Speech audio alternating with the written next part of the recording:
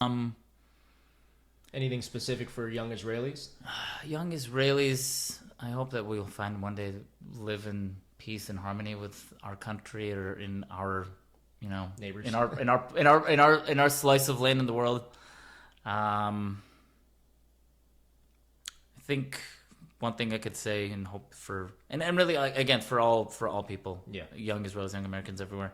Um, if you want to get somewhere with your life, if you want to if you want to be successful, if you want to uh, pursue excellence, pursuing excellence, in my opinion, is setting a goal for yourself, setting a plan to get that goal in motion, and making sure that you're following up on that plan, making sure that you're following up on it, and sometimes doing the hard, not as pleasant types of jobs that need to be done in order to get to that goal. Like if you think that if you want to become, for example, like an engineer, for example, or a software engineer, you gotta go and you need money for like a boot camp, or you need money to go to school, for example. Then, and if that's what you need to do, then you need to go work a job, I don't know, washing dishes or whatever for X number of months, X number of years. Yeah. Do it.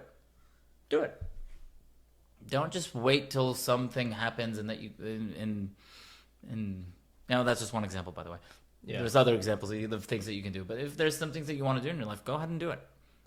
And Nothing's handed to you. nothing is handed to you. Just like life's just like unfair. you were saying, life doesn't just because you're like born black or born in a minority, the cards are stacked against you. Just because you're born white or born in a middle class, society, even, irrespective of your race, nothing's handed to you. You have to go and get it. Yeah.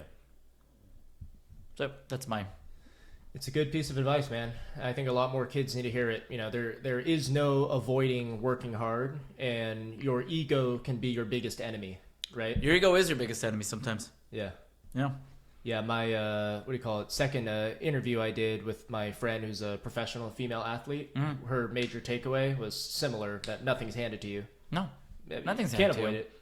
No, Yeah. nothing's handed to you. I came back to the United States 7 years ago. Just me and my wife. Almost nothing. Practically nothing. Sure, we may have had a little bit of a backbone that was my parents still having lived here, so we had a place to kind of get started from. But I don't think that we would have been in a different place had they been somewhere else. I think at the end of the day, we applied ourselves. We understood that we wanted to get a job, start something, and we were able to do that. Nothing was handed to us. Yeah. Love it, man. Yeah.